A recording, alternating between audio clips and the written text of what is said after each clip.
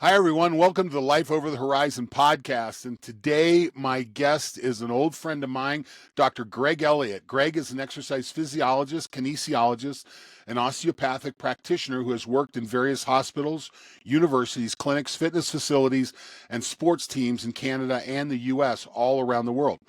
He completed his Master's of Exercise Science at Bloomsburg University of Pennsylvania and his osteopathic degree at the Canadian School of Osteopathy in Vancouver, Canada. Greg has been a heart rate variability space for over a decade, has educated over 5,000 professionals, along with Jason Moore of Elite HRV and Spreen, their Foundation of Heart Rate Variability course. Greg, I'm excited to have you on the podcast. You are a fellow HRV geek. I don't know how much geeking we're going to do today, but we want to spend a little bit of time talking about it. Yeah, no, Don, it's great to be able to reconnect. It's we've talked a lot in the past about this, and yeah, we've geeked out in person, but hopefully we can make some stuff hit home for people and make it very actionable for them. Yeah, that's what I want to kind of cover starting out, Greg. And by the way, for the listeners, I want to make a point here is that Greg's website, we'll put it in the show notes. Greg, remind me of what it is again, the GregElliott.com, where you have your free Yeah, it's books. gregelliot.ca. GregElliott.ca. He's got two great resources there. So if HRV is something you're trying to learn about, get your head around. There's not a lot of good books out there. I'll tell you right now that we have to go out and get. But Greg has taken the time to put together two ebooks that you can go up there to his site, GregElliott.ca, and register and get the ebook. And they do a really nice job of getting things started. So let's use the ebooks, or at least the topics, to kind of start things off here for our listeners. And let's answer the question, what is HRV to start? Yeah, so HRV stands for heart rate variability. Obviously, it's been around for many different years. There's many different research topics, and I think it exploded, back in the early 2000s and 2010s Mm-hmm. and a lot. But it seems, since the kind of the Pierre Atiyahs and the Joel Jamiesons lately that have really kind of exploded it back again. There seems to be a lot of interest back. It's like another wave of interest in HRV all of a sudden. And so what HRV looks at is most people confuse that with obviously heart rate. But heart rate looks at how many beats happen per minute. What heart rate variability looks at the frequency of which those beats occur. And so what we want to be able to see from a grand scheme of things from the higher level is that we don't want a consistent metronome-like heart rate. What we want to be able to see at rest is that our heart rate goes up and down in a nice rhythmic pattern. We want Mm-hmm. more variability, and we'll kind of dive into why that is and what it's associated to. But from an overall, it's for better performance and better health outcomes overall. And so let's back up for a second there. And one of your chapters in that first book is, why is it important? So I want to go to that first. And why does someone care about HRV? To me, it's a really great marker from an overall health perspective. It really does encompass a lot of different areas that look at our health and well-being. Some metrics are purely based on our physiology, others purely psychological, but HRV seems to be one of those well-rounded markers that looks at all areas of our health. We early on we saw the impact of HRV in regards to heart health for individuals. Makes sense as to why that is.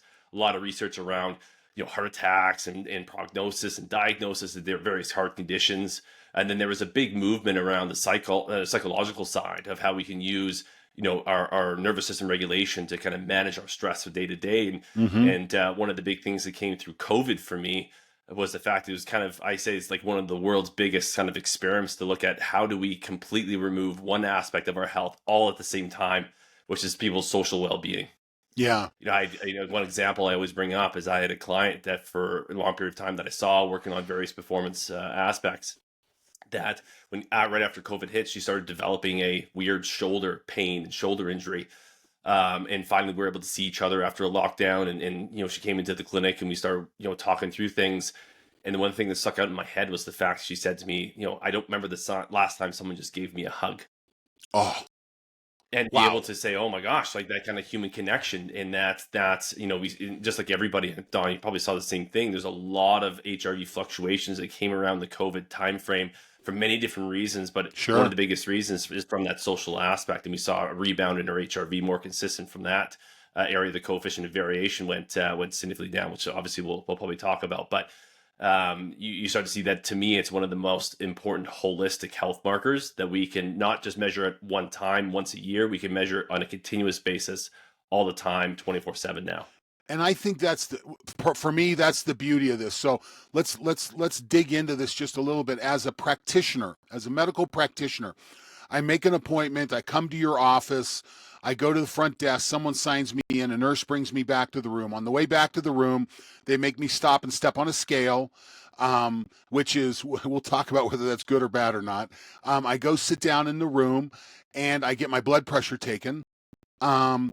Which realistically may be the only two biomarkers that a physician sees from a patient for a period of years.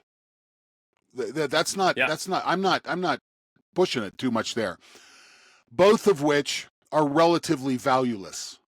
I recognize weight is important. Weight change is more important than weight. Yeah. Weight content, my body composition is more important than my body weight. So I don't have that. I go sit down and I have my blood pressure taken. If I have any kind of pre-existing traumatic background, I get white coat syndrome, and it's not and where the rest of my life I operate with a blood pressure that's normal. When I go into a doctor's office, and I got to tell you a story about the scale, but I'll come back to that. I go into a doctor's office, I get white coat syndrome, and I walk away on a prescription. I walk away on a prescription too, that there's different kinds of blood pressure medications. There's ACE inhibitors, there's calcium channel blockers, there's beta blockers. I'm a fan of ACE inhibitors. ACE inhibitors tend to help HRV. I'm not a fan of calcium channel blockers or beta blockers because that really messes up the metabolism, particularly metabolism as it relates to exercise. And and I think this is important, but I'll tell you this story. I had a student. Oh my God, this is 20 years ago, and we were putting together a human performance lab at the school that I was teaching at, and we put in an underwater weighing tank, and we had treadmills, and we had O2 on that. We had all the tools, and I put a scale in. And I had a student come up to me and say to me, that puts more fear in me than anything else I've ever had to experience. And I didn't know her background. I didn't know what she had to deal with. So this scale can be traumatic for some people. Okay. Now, with that being said, and I said this to my doctor. Okay, I said, when am I going to come into your office and you're going to ask me about my HRV data and my CGM data instead of depending on a scale, blood pressure, and some blood tests that you do 4 times a year? He looked, and he's a really smart guy. He says, we just are not equipped for this right now. Greg, is it time? Is it time for the change that needs to happen in healthcare and medicine? Is that time? Is the change going to start now with clients and patients and humans starting? I see HRV as the king indicator. It's the 30,000 foot look. It's the big number on the dashboard. And I know that works for my clients who are elite athletes typically. I know it works for patients who may be struggling, but is it time? Is this the first step in revitalizing the healthcare system? Yeah, and what's great about kind of everything you're saying is that, I think practitioners for long periods of time has been advocated for this, but they haven't provided the resources. So in Canada, through the government, primarily the fact that, they're not subsidizing any of that type of stuff. And so they're relatively put it into constraints where now the emphasis has become into the private medical system. People are paying out of pocket to see doctors now and be able to do these things. And you see this rise, even in Canada, of these doctors that have gone out of the government, opted out of the government funded services, and pretty much do cash pay services. because not necessarily because that's what they want to do, but the need is there. People are wanting to pay for this type of stuff now because they realize that the current medical system, the way that it is, does not support this proactive type of approach. It's very reactive type of model. And so we're getting a lot of these primary care facilities that are incorporating some unbelievable new technologies into the stuff. And it does come from the ground up. And there's one predominant company in Canada. They're called TELUS. And so it's a communications company, but they've really gone into private medical, and they're across Canada now. And their executive health officer, I had a conversation with him. He said HRV should be a vital sign Yes. in what we do, right? Just like blood pressure, just like all that type of stuff. He goes, HRV should be a vital sign. And I was like, that is, from hearing it from this, like an individual like that, that's ahead of a nationwide private health company. You know, it's just a matter of time. You know what's funny about that? So this is an area of expertise of mine, and we spend a lot of time looking at this. And I've spent the last 4 years working with nutraceutical style companies, working with a lot of physicians that are pretty progressive. And if I've heard it once, I've probably heard it 10 times.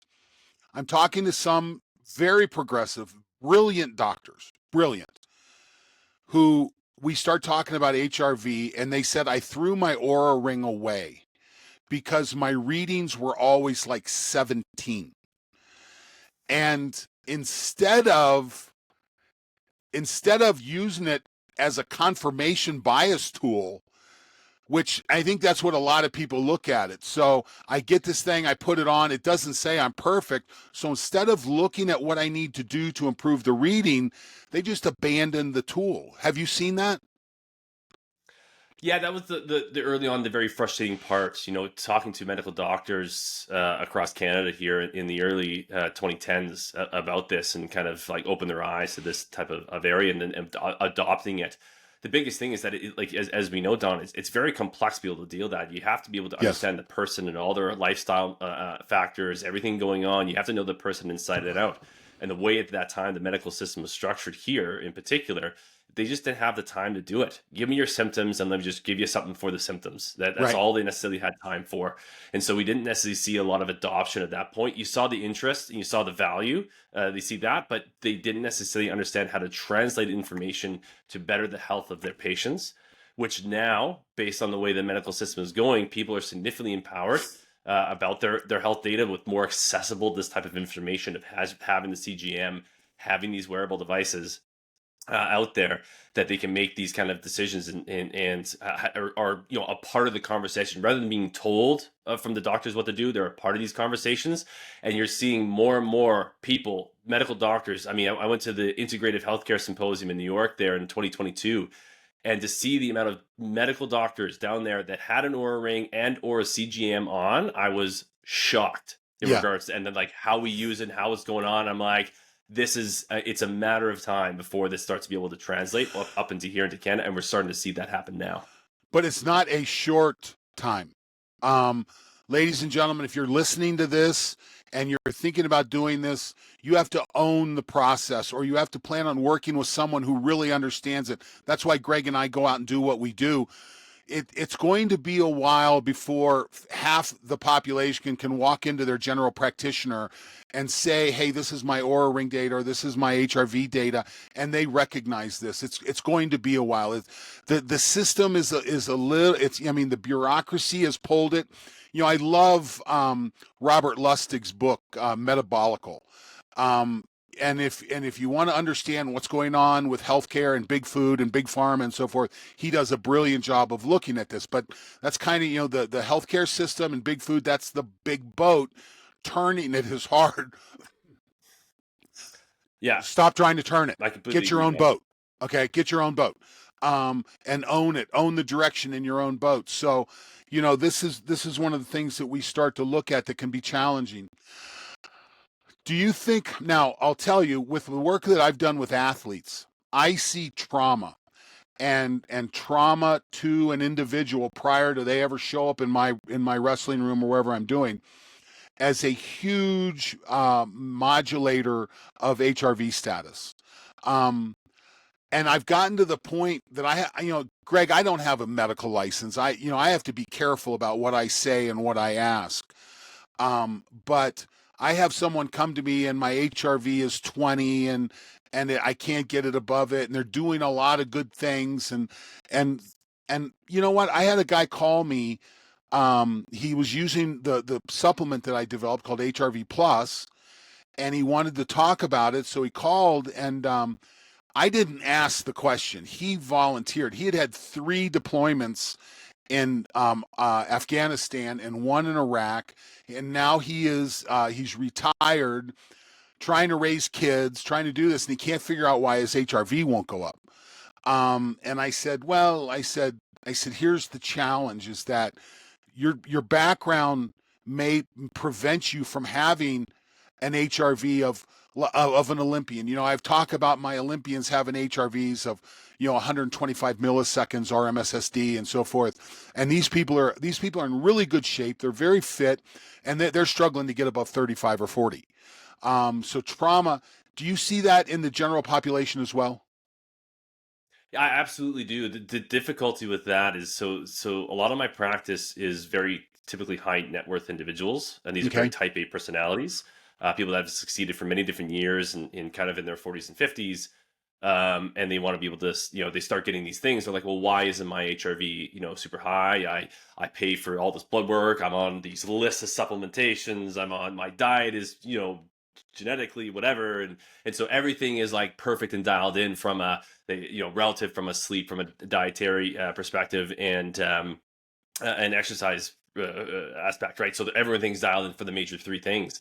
To talk about trauma and stress and work and family and all that type of stuff, it's still relatively fallen on deaf ears. It's hard for them to be able to accept the fact that is kind of the major driver into what's going on. But when you start to be able to see that some of these things start to shift for some of these individuals, so I would say some of the major shifts when it comes to trauma that I've dealt with would be kind of the middle-aged female, typically, pre or kind of, perimenopausal type of women that have some sort of traumatic past. You start to see them have very low HRVs, and we actually start to dive into some of that. They're more accepting of that, I would say, and we get into some of the traumatic past and dealing with those of, one client comes to mind, but it was, her father with all the negative talk of saying, oh, you're not smart enough, or you're not this, and you're not that. And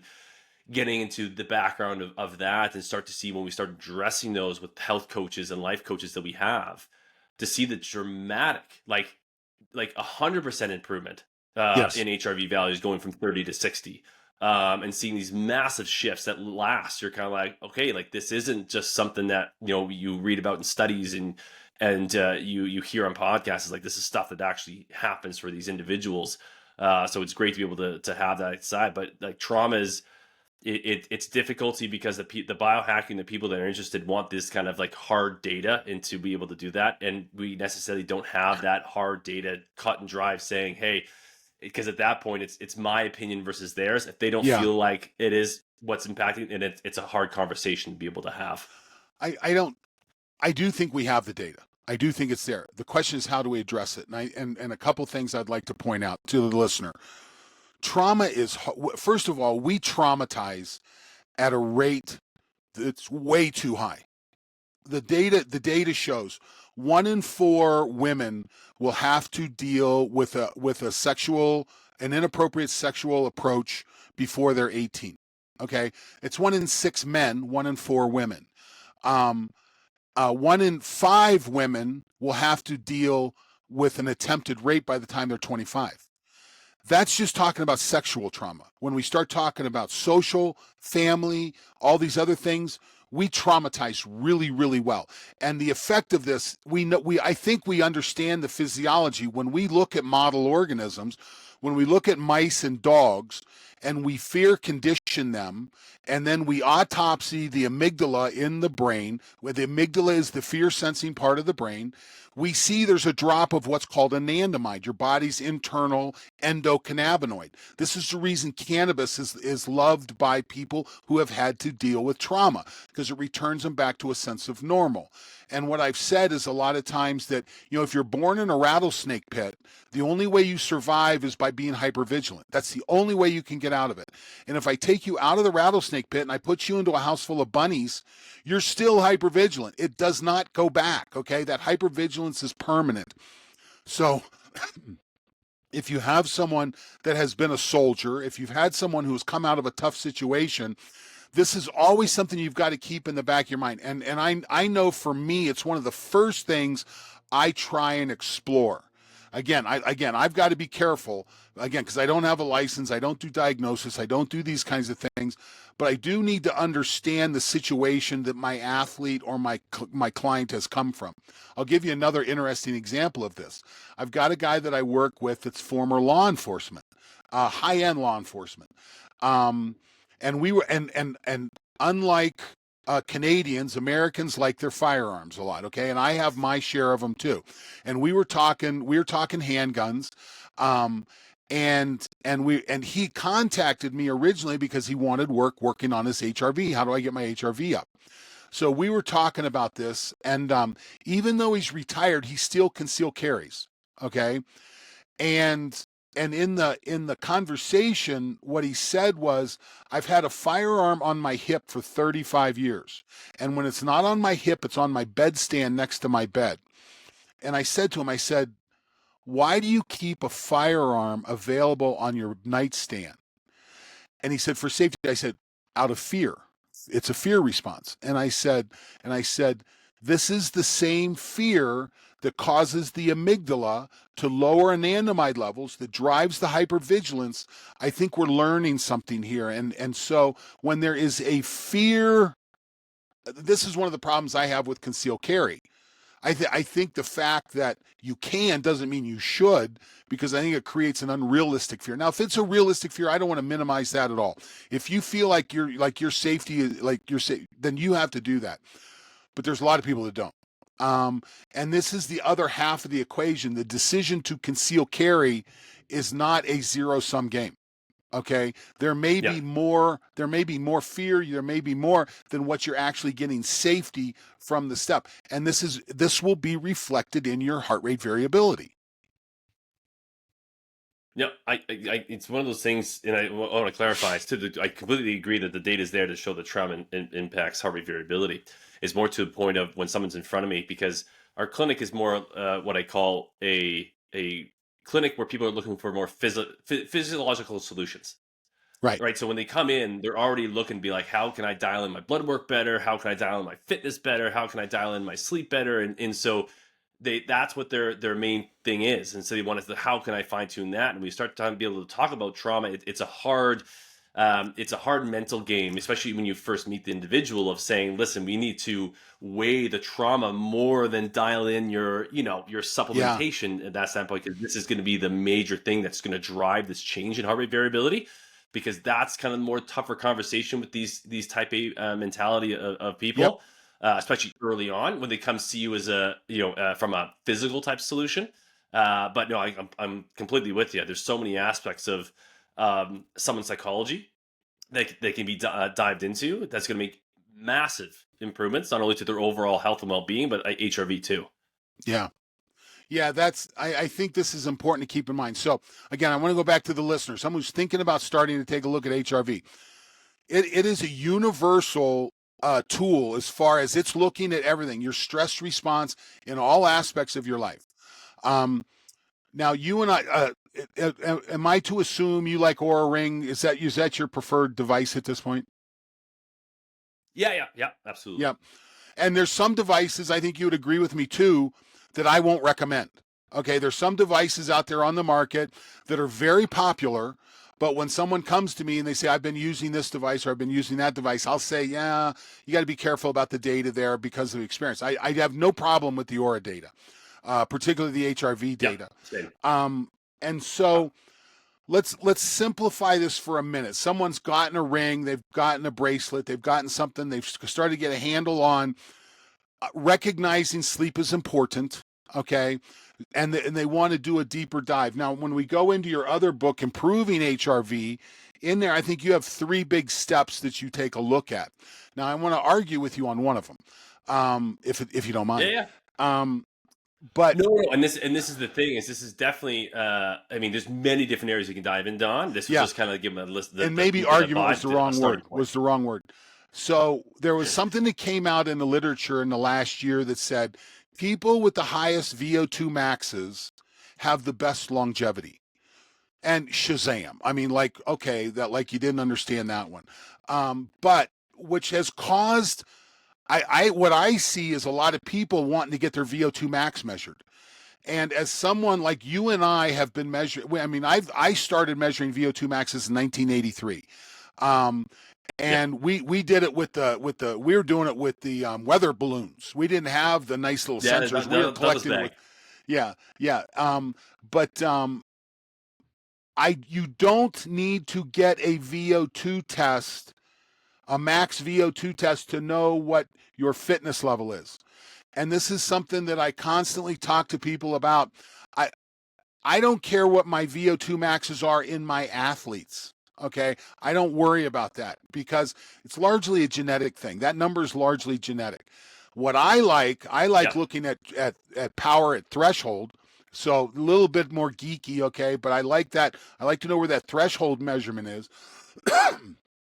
And when you're using a wearable device, you can see a change in your quote unquote VO2 max just by looking at your nighttime resting heart rate.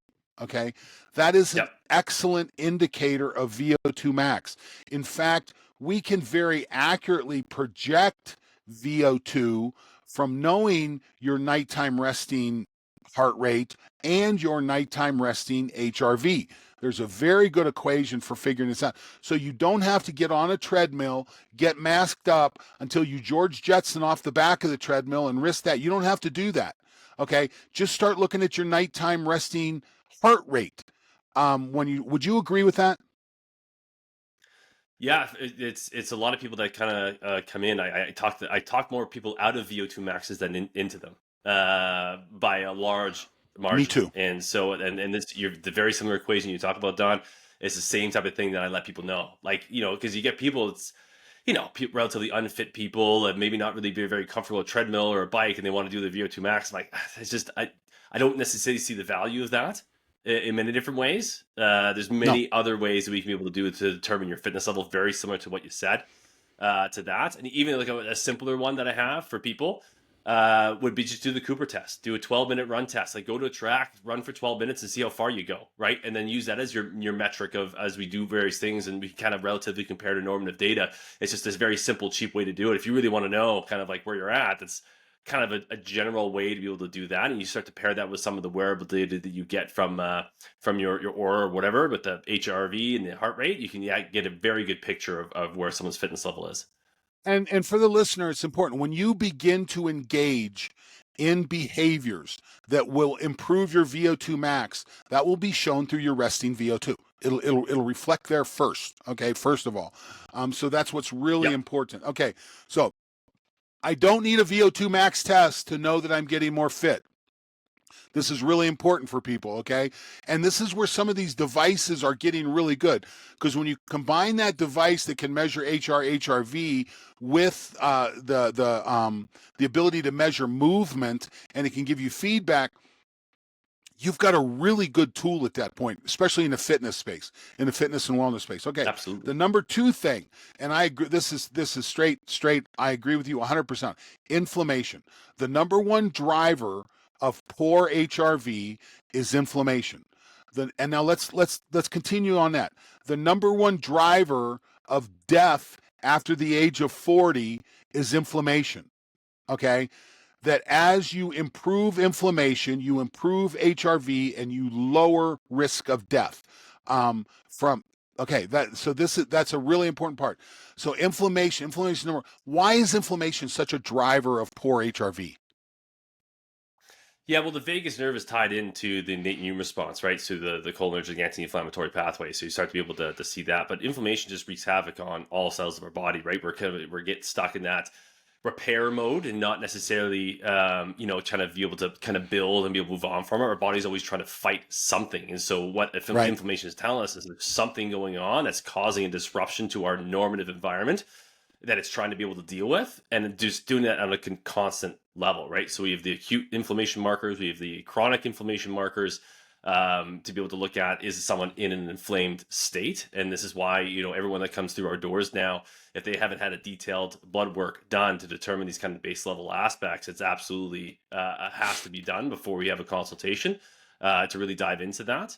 But it just absolutely wreaks havoc on every cell in the body, and your body's just in a constant fight or flight state, constant repair and breakdown mode compared to be able to regenerate and build and recover. So if the listener goes into their physician and they say, I want to understand what what the state of inflammation is in my body, what tests should they ask for?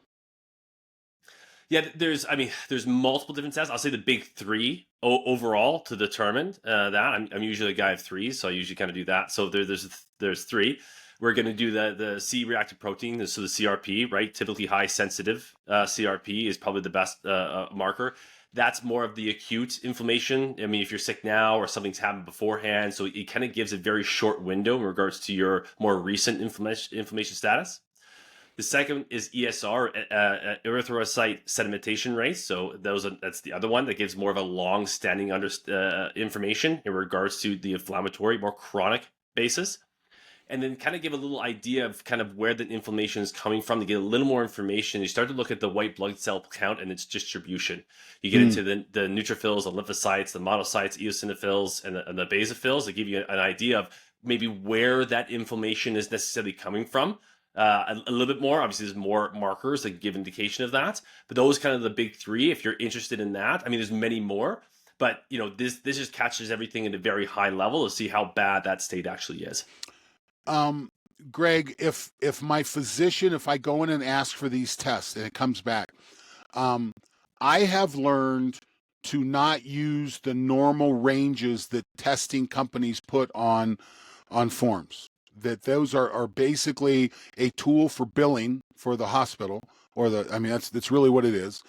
But and it's a reference of average, and averages change. And I have a good friend, Dr. Ken Ford, talks about right now the average is Bart Simpson. That, and he says I don't want to be compared to Bart Simpson. Um, and so when I talk to my physician about those references, do most physicians have a handle on this, or do we need to look for a little more specialized knowledge? You need specialized knowledge. Vast majority of the physicians I dealt with, I'll just say in Canada in particular, they're way off in regards Okay. to what they determine what was healthy and what's not.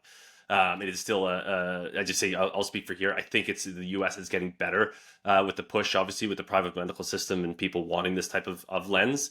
But no, it is very far off in Canada for sure in regards to that. There's a lot more education needs to be to discern. Just because someone doesn't have a disease doesn't necessarily mean that they're healthy, right? So Mm-hmm. in people that we deal with, they are not okay with just not being sick. Where should I be? And Right. so we've dived in quite a bit over the last few years. I just met with Dr. Andy Galpin and Dan Garner down in Dallas, Texas, and so we're going over some blood work stuff with them, which was awesome to be able to see what their interpretation was with everything, and their pattern recognition and certain patterns with people, rather than look at a one-on-one approach. Oh, your glucose is high, it must be sugar, bring it down. But well, why is glucose high? And you start to look Yes. at, there's many different reasons. And so can we start to be able to look at patterns that, is this due to a sleep problem? If it is, then we would see these markers being off. Is it due to a carbohydrate problem? Then these markers. So you start to look at these patterns, and rather than just saying a one-on-one, your LDL is high, let's bring it down. Well, why is it high in the first place? And what is the intervention that we need to be able to do that's actually causing this cycle to be had? Right. And it's probably lifestyle. Listen, the reason we talk about lifestyle so much, and I talk about the fact that we live in an environment. I have what I call my 4 rocks in the jar for performance and longevity. The number one rock in the jar, the thing you got to focus on is movement. And you hack movement with exercise. The second rock in the jar is nutrient dense food. If you can't, and if you're missing a nutrient, you can supplement it. Third rock in the jar is sleep. Can't hack sleep, but you can hack the sleep environment. Third rock in the jar is light on the skin and light in the eyes. And there's nutritive and there is toxic light. Recognize the fact that not all light is the same. So those are my 4 rocks. And they all go into what I call the jar of purpose. You've got to have a reason to wake up every day. You got to have something that you're looking for. And when we look at this, the environment is causing us to move less, eat worse, sleep less, and get shittier light. That's what our natural environment, the way the buildings that we live in, the technology that we use, all these things is driving us. So you have to have a purpose to say, you know what, I'm not going with the flow. I'm going to put energy. I'm going to push back against the system a little bit. So I think that's really important as we take a look at this. So that's inflammation. Now, I'll tell you, and simple little, if you're wondering, are you inflamed? When you take your socks off at night, look and see if there's rings around your ankles. Okay. That's a good one. And you know what? I cannot get. I turn 63 on my next birthday. I can't get off an airplane right now while having some swollen feet. That's what happens. That's my metabolism. It's the reason I have to pay attention to it. But when it happens during the week at home, then I have to really start to pay attention. I pay attention to, does my ring come on and off freely? That literally, when my inflammation is really down, I can barely keep this ring on my finger. When my inflammation is really hard, I got to kind of grease up my finger to get it off. So there's little signs that you'll see. The band of my Apple Watch. When I'm inflamed, I get 1 hole. Normal, I'm 2. When I'm really uninflamed, I get 3 holes. Okay, it really tightens up. There are little indicators that you can see that can kind of raise it. And again, being the captain of your own boat, these are some things you start to look at. And you're not. And again, your physician's not going to ask you, how inflamed are you? What do your ankles look like when you take your socks off? Now, a good doc may look at that in the exam room.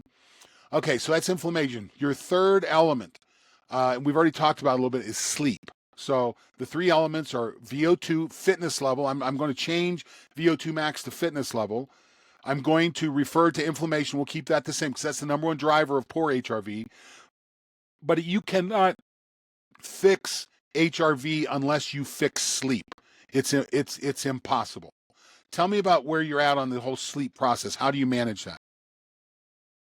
Yeah, this is a difficult one because it's when people don't sleep at night, it can be for many different reasons. And so the way that I kind of set up my practice is the fact that we start to look at things that we can do with wins initially, and be able to kind of build upon that, right? You want to be able to have this reward system rather than saying, hey, we need to be able to take these supplements to sleep through the night. It can be there from stress, it can be there from blood sugar regulation issues. There's many different reasons to why waking up. So how do we get on the positive right foot, right? So everyone talks And about I don't want to cut you off. I'm going to cut you off for just a second. There's a lot of supplements that people will give you for sleep that will not give you recovery. Okay? It's a fake sleep. It's not real sleep. And so we need good recovery-based sleep. So let's make sure that we're focusing on that. Absolutely. So the sleep hygiene aspect is we kind of focus on that. It's an easy win for people, right? They succeed by not being on their phones and having the blue lights and making a dark room and temperatures. It's like, hey, great, I can do that. I'm winning because I'm doing something. I'm positive. I can check those boxes off. Then we start to get into obviously the sleep consistency, right? We want to make sure that people have this nice circadian rhythm. So we try to make sure that people, if they can, is within their capabilities, try to be able to fall asleep and wake up at the exact same time. And we start getting into that, then we start getting to more of like, okay, well, then we have to start to dive in as to why are people waking up or not having that restful sleep, where you start to see whether through Oura Ring or subjective information, when they're saying, I just don't feel rested when I wake up. I'm doing all these things, but we're still there. And you're completely right, Don, is the fact that a lot of people, especially, you have these type A personalities, they're go, go, go, go, go. They need to take something to shut off to go down. Right. They're like, okay, great, I can sleep through the night. I'm like, yeah, but your heart rate's like super high, HRV super, like your quality of sleep is just terrible. You're not sleeping, you're knocking yourself out. right? It's a very different thing, right? You're not recovering; you're just It's comatose. alcohol. Okay, No. that's why and the idea that and listen, we've got our list here. If we were going to put a fourth element on this list of what you need to do to improve HRV, it would be to eliminate alcohol. Um, but Oh my so, gosh. but so many people use alcohol as a tool to bludgeon themselves to sleep, um, and it just is not restorative. No, and again, like I'm sure Don, you did the same thing where one of the biggest things that people see when they have their Oura ring or their wearable the very first time, they go, "Oh, like I didn't realize how much alcohol actually Yep. impacts my sleep." Right, and we actually have an interesting case study with a lady that she was dealing with severe fibromyalgia and kind of this chronic pain conditions, and she retired, and she's like, "Hey, I want to take control of my health," and sought me out. And so she never had a wearable on before her life, and so I got her a wearable and after a couple weeks of data tracking, we had another consultation, and she goes, "Greg, I had to drink alcohol for my pain because is the only thing that allowed me to kind of cope with it, and I knew it was bad for me. Not until I saw the data did I realize how bad it actually was." And the last time I spoke to her was she was a year and a half sober, and her Good. conditions absolutely dramatically changed in what's going on. But just she had to be able to understand and deal with the fact that she can't use alcohol to cope with the pain anymore. And when she saw the data, she goes, "Okay, my health is first, so let's focus on that." Made a dramatic change, and her pain was significantly more manageable. From a day-to-day basis, because her nervous system was significantly more regulated. It was Right. it was a crazy amount of change. Yeah, this is the interesting animal that everybody wants to bitch about the healthcare system and they want to change the healthcare system. But you know what? Right now it's Thursday, January. What day is it? The second. Second, There's a third, there's a second. there's a foot. It's the second where I'm at. I think. Yeah. And there's a football game going on in the TV in the next room. The national championship semifinals are going on, and there will be how many advertisements for beer and alcohol and liquor, and then we'll move into the nighttime movies, and it'll come up with wine and so forth, and you're not changing. Again, the healthcare system is a very big boat, and that big boat is being driven by big drugs, big food, big alcohol. People who have shareholder responsibilities to deliver profits. So they're going to do whatever they need to do. They don't care what the output is.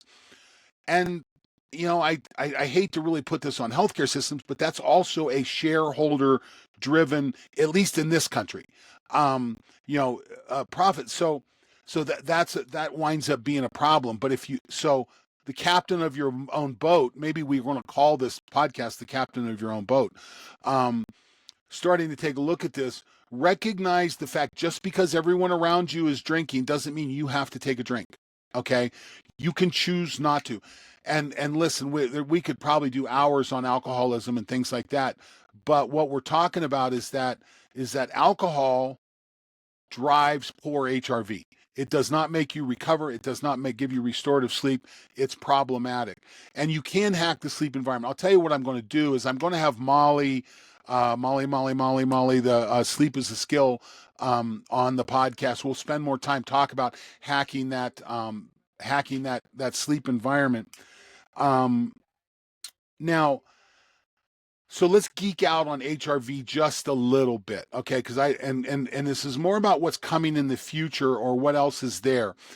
So when you get your Aura ring and you get that score, your HRV score, those of us that understand HRV know that that is what's called RMSSD. Root mean square of similar differences. So this is in what we refer to as vagal tone. Your vagus nerve, if it's engaged, your organs are working, you're in recovery, so the higher the number, the more you have that. The lower the number, the more sympathetic, the more fight or flight you are, and that's part of the challenge. Now there are sub variables in the HRV measurement that I really like. I like LF, HF, so low frequency measures and high frequency measures, because these are tools of The low frequency is very much a measurement of my sympathetic system. The high frequency is very much a measurement of my parasympathetic system. Rest and digest, parasympathetic, fight or flight, sympathetic. How long until we start to see those variables boil to the top of consumer products? I think one of the things that stops it is because we haven't given it a good name. We've said RMSSD, that's your HRV score, and it's kind of, everyone's kind of gotten it. But when I start talking about LF and HF and sympathetic and parasympathetic, that doesn't quite flow as well. It takes a lot more explanation. I think we need to rebrand the terms to make them more approachable, but I think they're important things to pay attention to. Do you? Yeah. Yeah, it's interesting.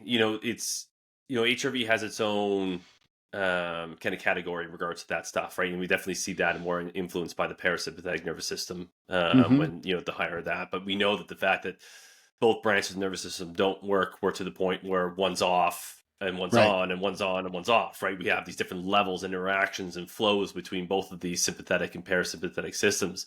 And so we have an idea of how to best get those in. I definitely think that the understanding of this flow, I think it's going to be significantly more important from the day-to-day metrics. So not day-to-day, but like within day metrics of saying, how is my nervous system going through the day? I think that's where it would be really important. And I don't know if this is I don't know. I don't know the back end of auras and other wearables. They're kind of their stress metrics through the day of what's going on. But there may be some piece of that kind of going into there, the understanding where our stress load is at comparatively, because there has to be some sort of understanding outside of movement as to what's going on. So there has to be some understanding of that from the back end of things.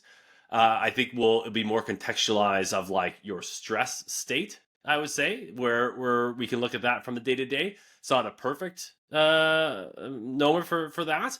But you're definitely seeing the interest in that, because I think people understand for a long time that HRVs they thought it was a measurement of the balance of all those. And as we know now, it's more of our vagal tone or vagus nerve system, but we have another branch that's necessarily not being quantified into that.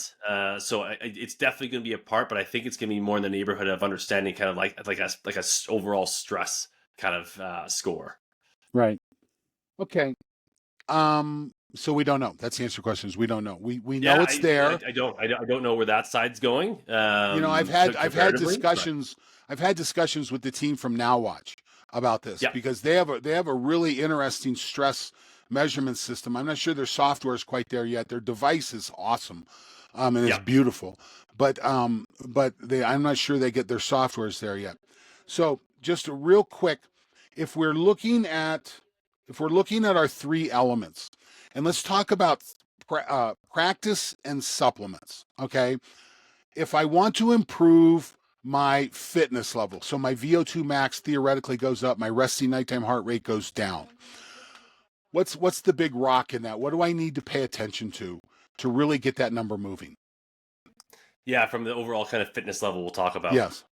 Yeah, so and this is where you start getting more contextual with the individual. Like, are you dealing with a high performing individual versus a low performing individual? Our practice is all over the place. And so to me, it's like you want to kind of build on the foundations and be able to kind of go from there. So making sure the very first thing is we look at, when people have these wearables from the data perspective, are they just moving enough in a day?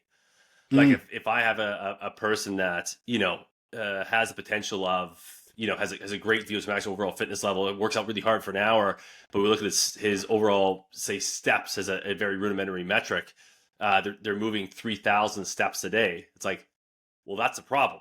Yep. Right? Like, you're just not getting that base level of physical activity. So my main thing is from the very ground for perspective, do we have that base level of physical activity? Are you just moving around enough in a day? Are you sitting on a couch the vast majority of the time, sitting at a desk, and then just going to a gym, working out hard, and going back and sitting at a desk again?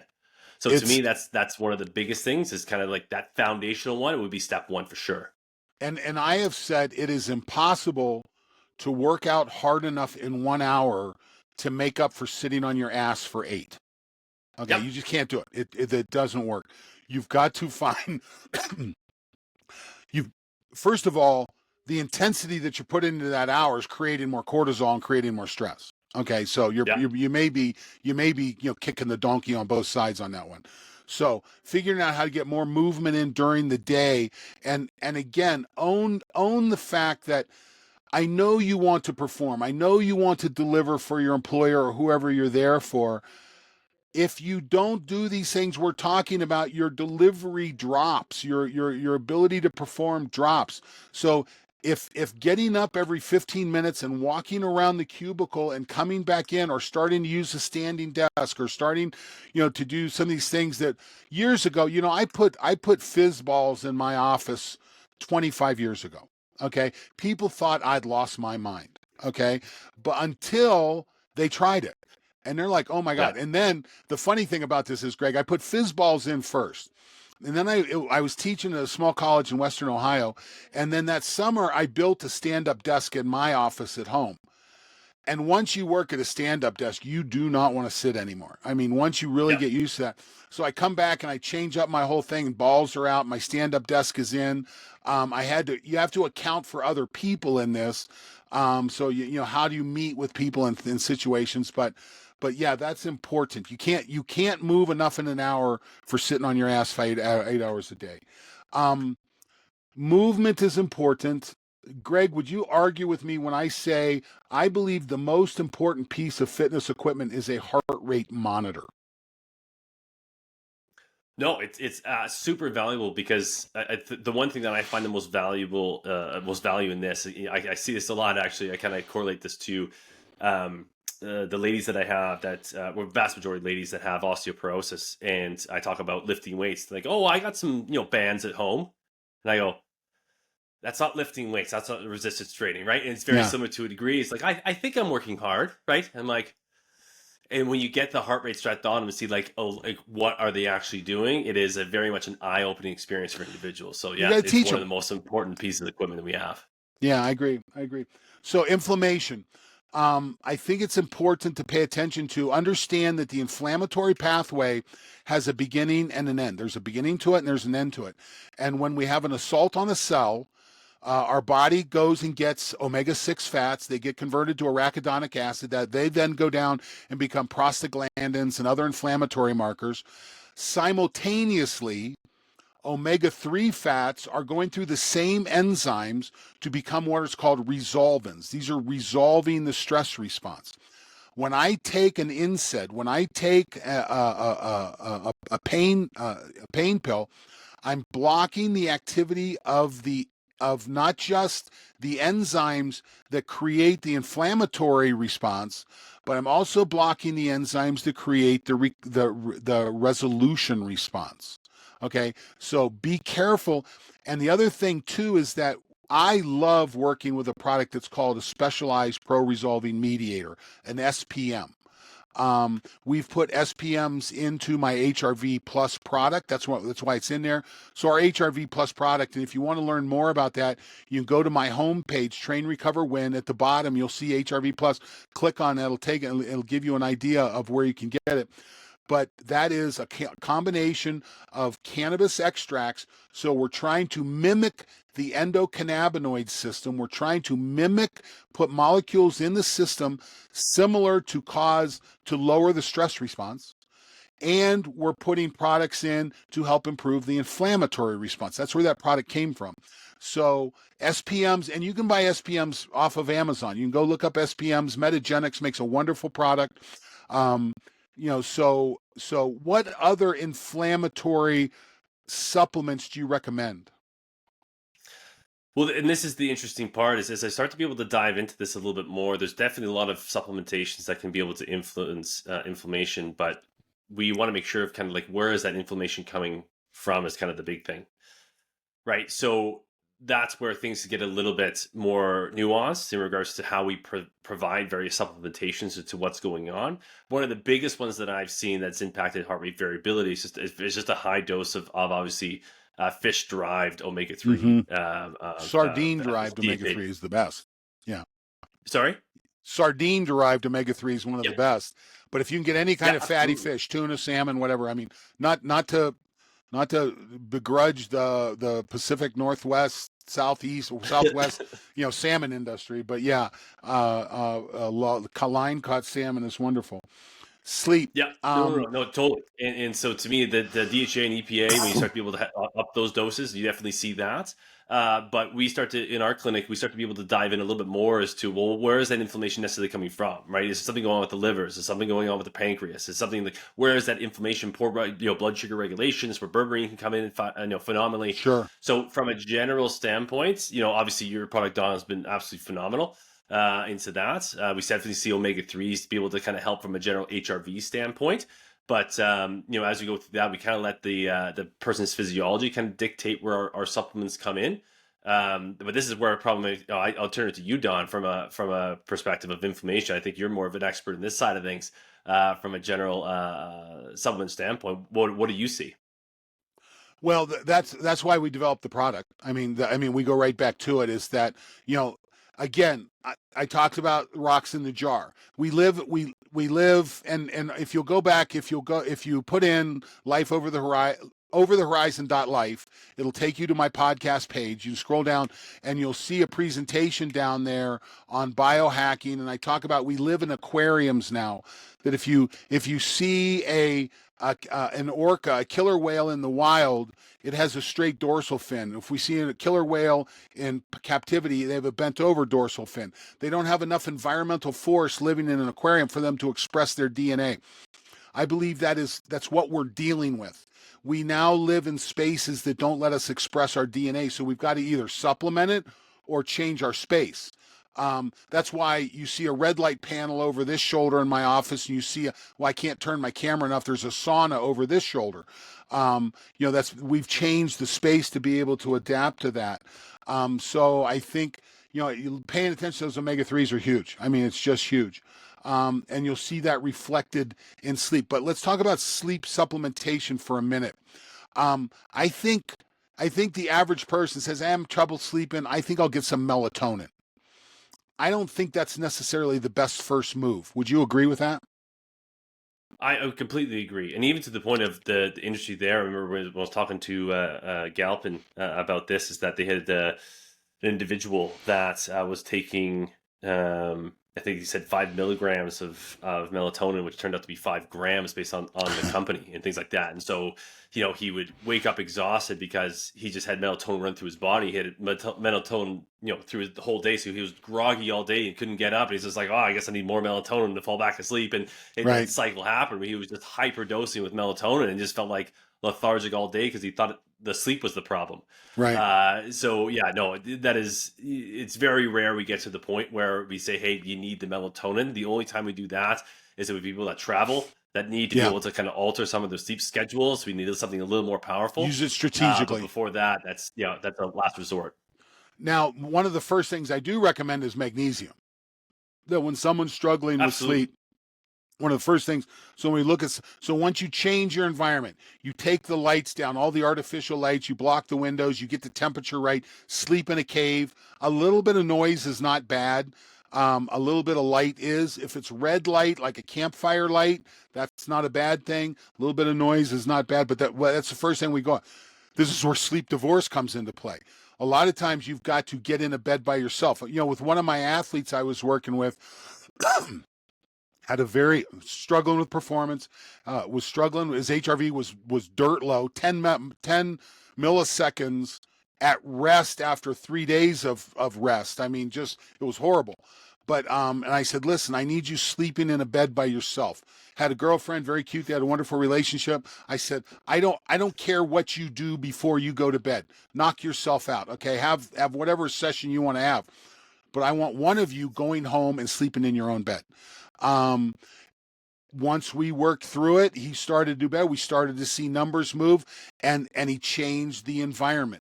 I'll tell you another funny story. I was working with a bodybuilder one time, and we were doing 24-hour studies with these guys trying to figure out, because he was struggling. And all of his nighttime sleep, about 3 o'clock in the morning, I see this spike in activity, and it comes back down. And well, this guy's basically homeless, and he's going from girlfriend's house to girlfriend's house to sleep, but they had other expectations than just sleep.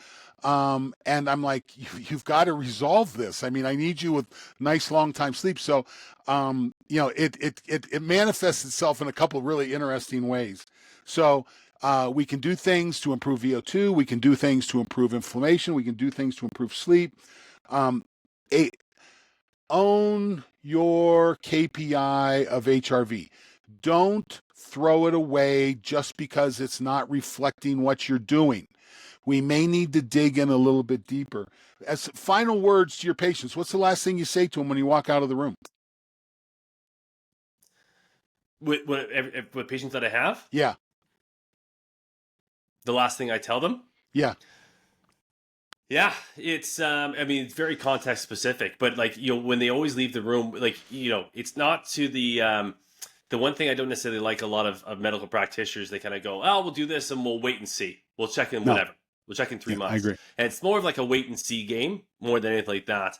Every time that someone leaves my room or leaves our clinic, is that everyone has a clear cut plan of what step one is, what Good. step two is, what step three is, and what step four is. So I want to make sure by the time they leave the room, we're all in agreement of the steps that need to be taken to be able to mitigate the response, right, that's happening, to be able to Right. make sure that we progress in a timely manner, Correct the and then we environment. expect things to change the next time they come in, Yep. Yep. Greg, right? I think we're spot on. If someone wants to get a hold of you, we already talked about gregelliot.ca. That's one way. Are there other websites they should be aware of? Yeah, so you can follow me on different social media channels from there, primarily on LinkedIn and Instagram are kind of the big two ones. The other one is the clinic that I'm just starting to be able to open up here in my hometown of White Rock, British Columbia. It is called Altius Health and Performance. So it's Altius, Altius, HP.ca. This is kind of where I do everything in practice. Building a team out here. We have some new technology that's coming through. We're able to do blood work out of it. There's a bunch of different things. We're in a 20,000 square foot facility. We have about 3,000 square feet dedicated to the clinic and the team. And the rest of it is actually a very high performance gym and different spaces around Very that. good. So if you're ever in the area, that's where to be able to find me. If not, you'll be able to find me on my personal website or the social media channels. That's exciting. I'm going to be up in your neck of the woods later this summer. Definitely get together. If you've got questions, you can reach out to Greg. If you've got questions, you can reach out to me. You'll find me at Don Moxley in LinkedIn, Don Moxley on Instagram. You can go to the trainrecoverwin.com site. That's the website that we've put up. You find our podcast, or if you use overthehorizon.life, that'll take you to the podcast page of that. If you have questions, schedule a time. We both have the opportunity.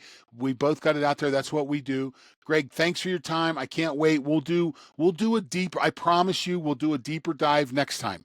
But I think it's important to get the basics out there for people, and I don't want to go too deep. No, it's really good to be at the high level, even to a point. Every time I talk with, say, a group of personal trainers, right, and they Mm-hmm. say, "Hey, we want to get into measuring HRV and wearable stuff. Like, how do we start?" I go, "Don't," Huh. because it's such a beast of a thing to be able to own and be able to execute and be able to change in individuals. You have to dive in huge. You have to have a team around you. Like, as a personal trainer, you don't necessarily have a lot of the tools unless you surround yourself with a team of practitioners that are able to derive that and be able to assess it appropriately. So it's a beast to be able to go through, but I think from a high level, we highlight some really big things that can make a massive change for individuals with their HRV, and which will translate into a healthier, long life. Yeah, and I'll tell you what, I would extend that when someone asks me that question, like if they want to do HRV with teams and so forth. First of all, you got to do it on yourself. You've got to get the device. You've got to use it on yourself. You've got to master the practices. And if you're not willing to do that, forget it. Okay, it'll Yeah. absolutely, the product will get the process will get dragged out from under your feet. Figure it out yourself. The next step, once you figure it out yourself, find someone who needs help. Find that person who's struggling, who can't figure out, who's maladapting to your system. But you can't do it unless you have a healthy understanding of how you do it yourself. That's where it begins. So, everyone, thanks for listening. Thanks for your time. Greg, thanks for giving me the time today. I really appreciate it, brother. Don, my pleasure. I love what you're doing. Keep it up, and I know this is going to be an absolute success. This is great. Thanks, buddy. We'll see you.